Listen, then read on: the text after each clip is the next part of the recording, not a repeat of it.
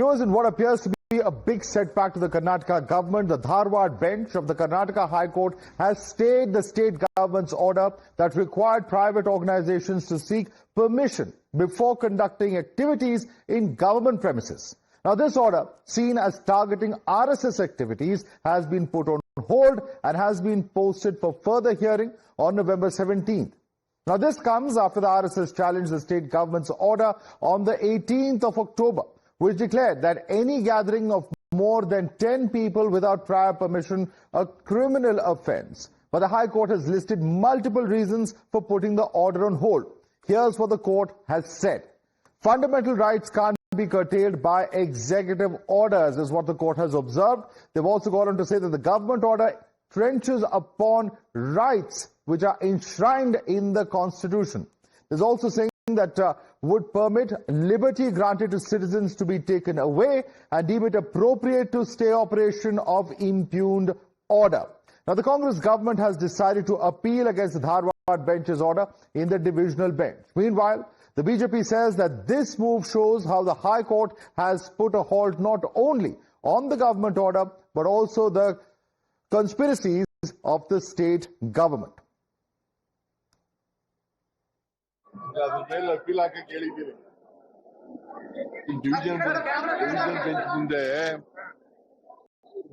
ಧಾರವಾಡದಲ್ಲಿ ಸ್ಟೇ ಕೊಟ್ಟಿದ್ದಾರೆ, ಅದಕ್ಕೆ ಅಪೀಲ್ ಆಗ್ತದೆ. ಅದು ಅದರ ಮೇಲೆ ಅಪೀಲ್ ಆಗ್ತೇವೆ. ಅದಕ್ಕೆ ಅದರ ವಿರುದ್ಧ ಜಡ್ಜ್ಮೆಂಟ್ ವಿರುದ್ಧ ಆರ್ಡರ್ಸ್ ವಿರುದ್ಧ ಅಪೀಲ್ ಆಗ್ತದೆ. A major slap on the Congress's intolerance against the RSS.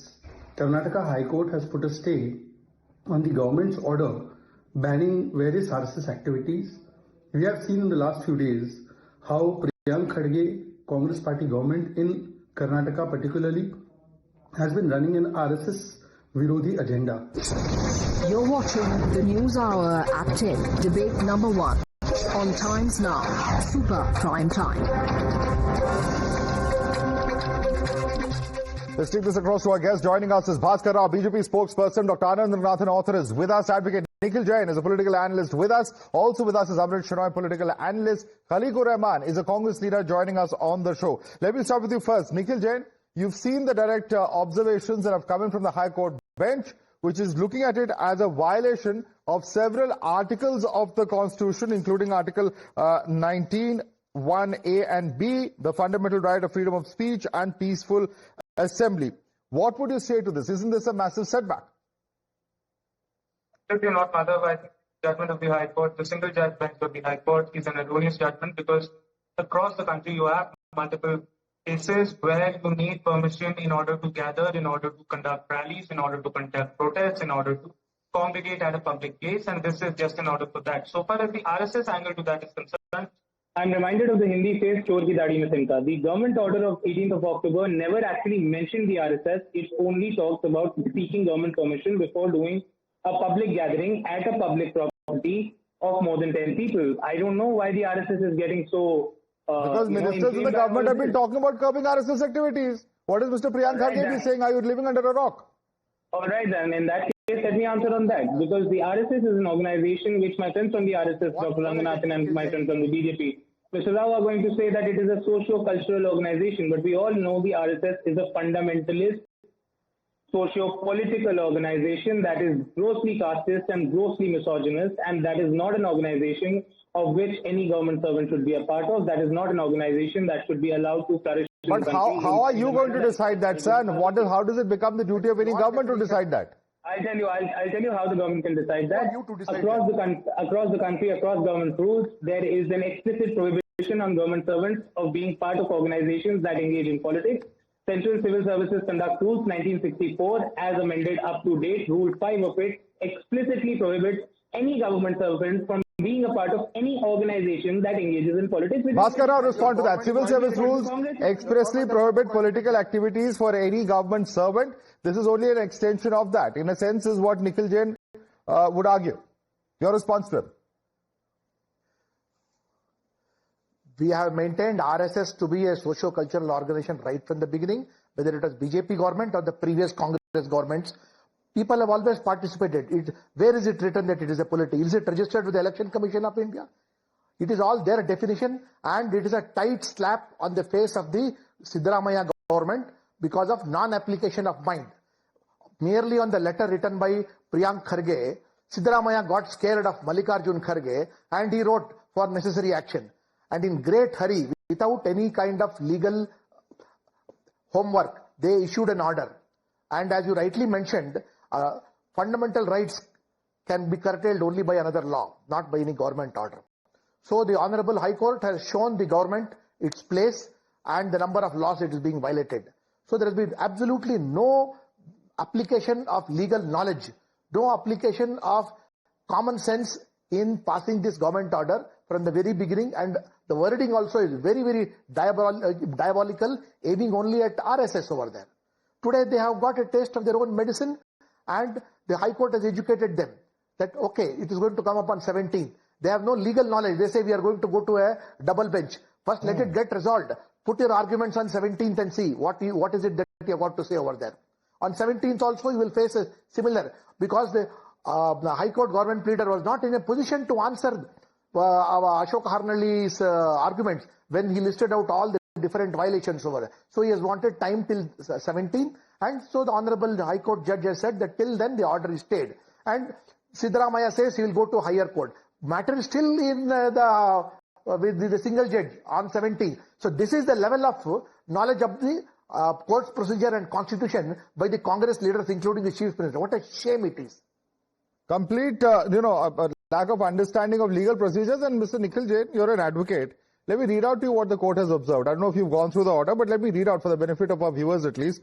It's tried that fundamental rights cannot be curtailed by executive orders, which Mr. Bhaskar Rao just referred to. This also goes on to say Article 13(2) of the Constitution holds a bar against such encroachment that Chapter 3 of the Constitution can only be abridged by a law and not by an administrative order or a government order. Therefore, the impugned government order runs contrary to Article 13(2) and thereby taking away the fundamental right under 19(1)(a) and B. Allowing it to operate would prima facie mean to permit liberty granted to citizens under these articles to be taken away by an executive order. The government order being in manifest violation of Article 13(2) of the Constitution of India, this court deems it appropriate to stay the operation of the impugned government order.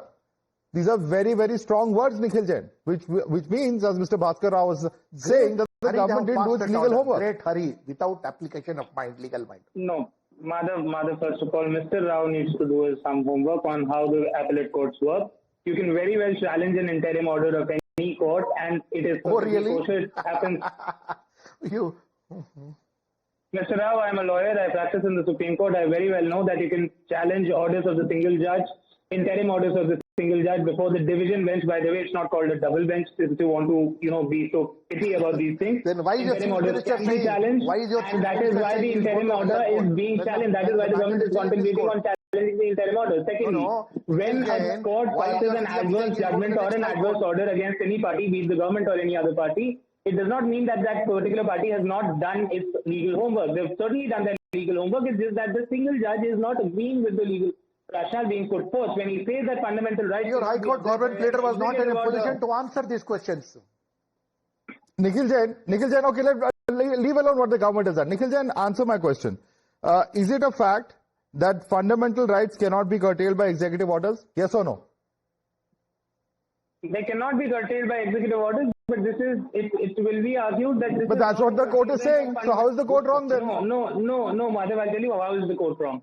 Article 19 also mentions that whatever fundamental rights are given in the subclauses of the Article 19, they are subject to reasonable limitations, right? And the reasonable limitations manifest in the form of taking permissions before mass gatherings. Otherwise, somebody might say, I have freedom of... No, let me just also ask you, the High Court repeatedly says, the High Court repeatedly asks if the government wanted to achieve something else. That is a repeated query coming in from the High Court bench. How is the High Court determining that at an interim stage in the case? Have arguments been heard on that?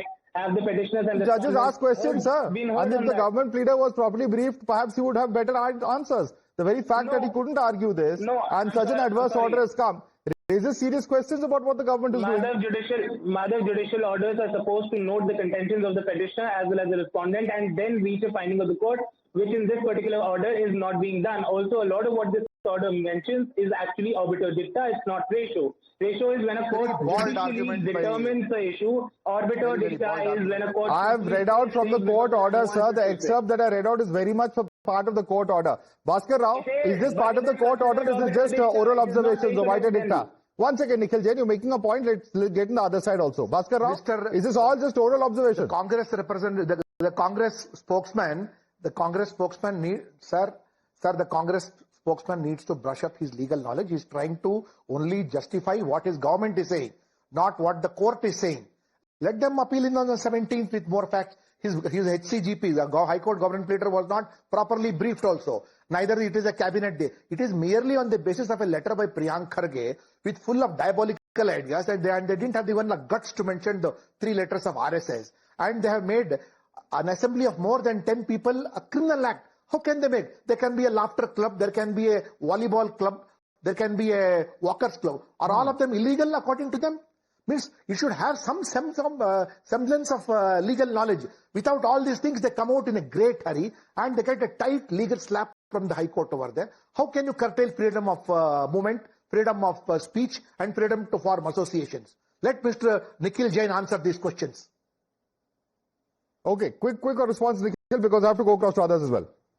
First of all, they've not made it illegal. They simply said that you need to seek government permission. Secondly, executive orders curtailing some sort of fundamental right are best manifested when Section 144 of the CRPC is implemented by the district magistrate, which is an executive action prohibiting the gathering of more than 5 people, calling it an unlawful assembly, and actually detaining people for that. Did you implement 144? That is how the law... Did you implement 144? Or did you implement Section 31 of the Case Act? How do you not know that, having been the commissioner of the Bangalore Police? Nikhil Jain, the point is this. The point is that the government's arguments have not been accepted at any level by this court order. That is quite evident. And let me bring in some others. Dr. Ragnathan, Nikhil Jain would have us believe that, this is all very normal. That the court has been unfair to the arguments of the government of the day, which in this case is the state government of Karnataka. Your response to Nikhil Jain?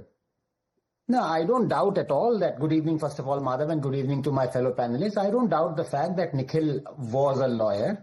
But can I please also say, I don't know whether he still is a lawyer because his arguments are very un-lawyer-like. For the simple fact that it is a fundamental right to assemble peacefully. It is. And Section 144, it's embarrassing for a scientist to teach him law, but the fact of the matter is Section 144 already exists.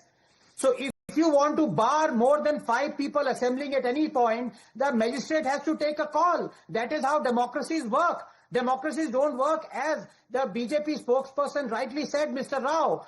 Tomorrow there is a laughter club having 11 people. You're going to bar it and making a criminal offense? Is this a joke? But let me come to the real brass tacks out here, Madhav. Let us look at the gravity of the situation. The fascists are not going to keep quiet. The fascists are unrelenting. And the fact of the matter is that this is just the first step. If Congress comes to power at the center, everything that is dear to a person's right in this country, including freedom of speech and expression, will be subject to the whims and fancies of the Nehru-Gandhi dynasty that hates the RSS. Now, I ask a very simple question. When Rahul Gandhi was asked, what do you think is the characteristic of Indian Union Muslim League? What did he say? That it was secular. So in the eyes of the Nehru-Gandhi dynasty, Muslim League is secular. But RSS is communal. Of course, RSS believes that Muslims are the worst of teachers 98-6, don't they? Do not marry a Muslim 221, don't they? The fact of the matter is very simple.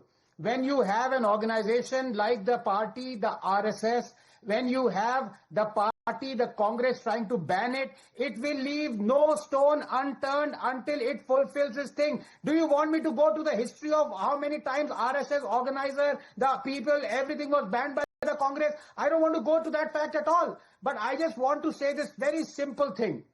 RSS will be banned the moment Congress comes to power at the center. Anything that is to do with freedom of speech and expression in this country will be at the whims and fancies of Rahul Gandhi. Do I want to make it clearer? I can't make it clearer.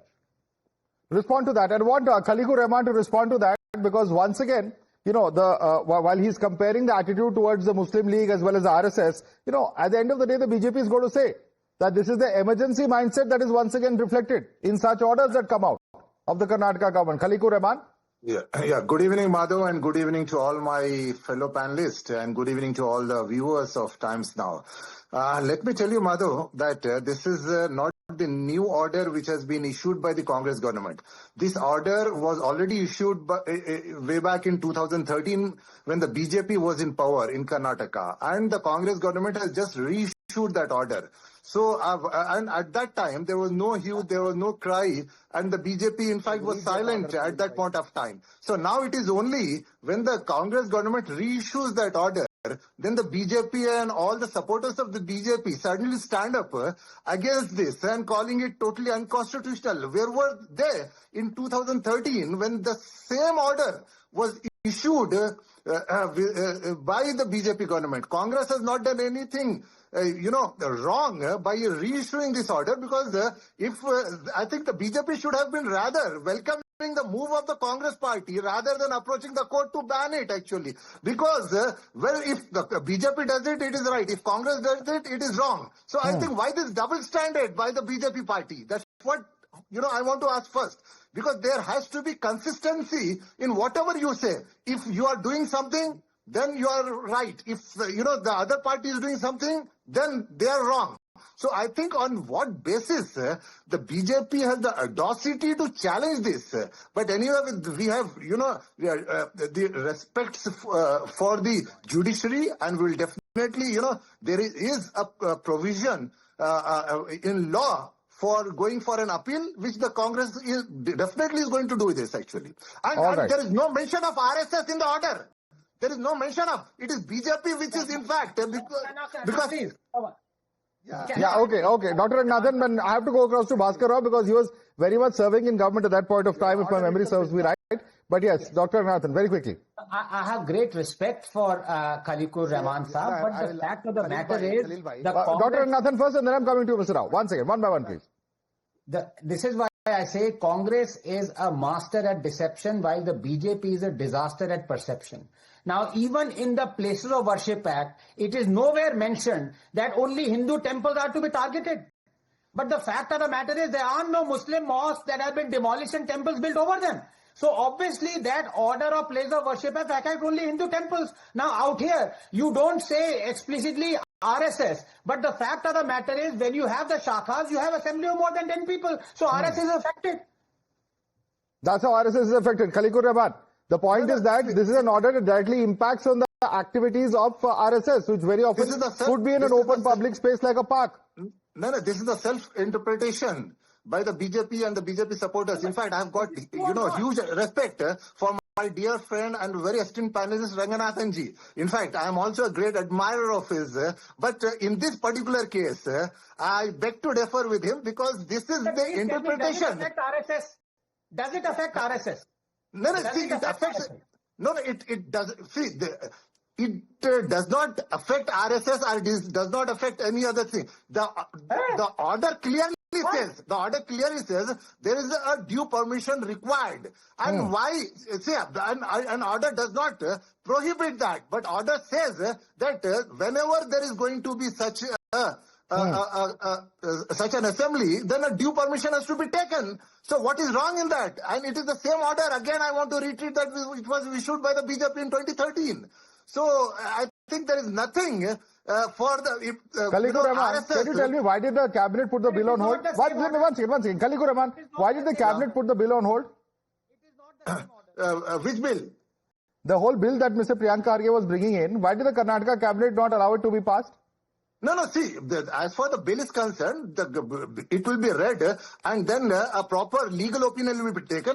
Yes, so the legal opinion and the view within the Congress is that it would apply to them and people who vote for them if they are out of power tomorrow. That is exactly why the bill was, held. It was not passed. It was not brought into the assembly. The BJP order, Madhav, can I take 5 seconds, please? Go ahead. Yes, Mr. Rahman, with due respect, you are not saying the truth. In 2013, the BJP passed a circular order that was restricting school premises for private purposes. This is going over and beyond that. So this is not the same, sir. Please correct yourself. Khalikur Rahman, respond. That was for school premises. This is all government properties. No, see, whether it's a school or whether it's a government, because see, the order says that you have to take the due permission for any kind of assembly. So what is wrong in asking the... Khalikur Rahman, there's a world of difference in schools being used and other government properties being used. Because public spaces, parks, etc. So many things that come under that. But Bhaskar Rao, you're in government. Are the two orders the same? Mr. Madhav, see, they are absolutely two different orders. Mr. Khalilur Rahman has not seen both the orders. I would request you to download the orders and have a look at it. You will see that different. In the second order which has been passed totally on diabolical interest, based on a letter from Priyank Kharge, and then without the law department. You find out the procedure, sir, Khalilur Rahman ji. Law department has not given its opinion. Cabinet has not approved. Law minister's remarks are not there on that. Straight away, it is passed by the department over there, and then that gets stayed over there. Nobody, and it has been passed only to please Mr. Priyank Kharge, who is the son of Mr. Mallikarjun Kharge. And everybody in Congress knew when it was passed that it is going to be stayed.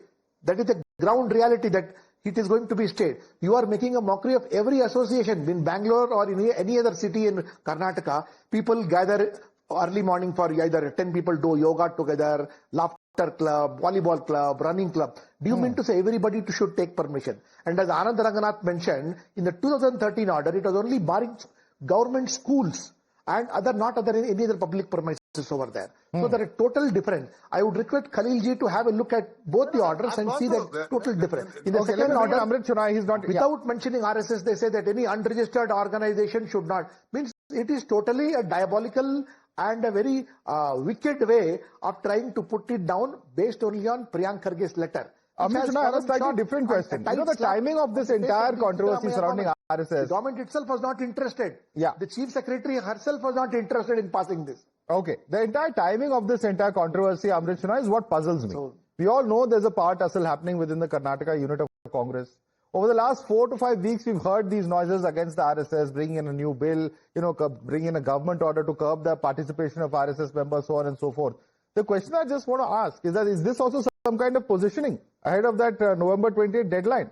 Or is it an attempt to divert from the infighting that we are seeing play out publicly within the Congress unit in Karnataka? I don't think so. Actually, Priyank Kharge has raised a genuine debate here. I know, let Bhaskar Rao be very honest, that is he really worried for the volleyball players and laughter club people, or he is worried about the RSS? See, law of the land is supreme. No RSS or no any individual, no any organization is above the law. And when it comes to the matter of taking permission, why RSS? If you had the guts, excuse me, sir, I have not intervened when you were talking. Please, sir, let me talk. When it is about the permission, RSS people should come ahead and tell, we will take the permission. We are not doing any illegal thing. We will take the permission. That should be the stand of RSS. Amrith Shenoy, why is the High Court, held it back then? Please, rather than doing that, RSS is talking as if it is above the law. Why we should take the permission? Sir, is the High Court above the law? Is the High Court above the law? The High Court is the one who just held it back. Forget RSS. Sir, forget RSS, Congress, BJP. You tell me, why has the High Court then intervened in this? If it was legally, such a simple matter, why would the High Court then intervene? Amrith Shenoy? See, somebody has given a petition to the High Court.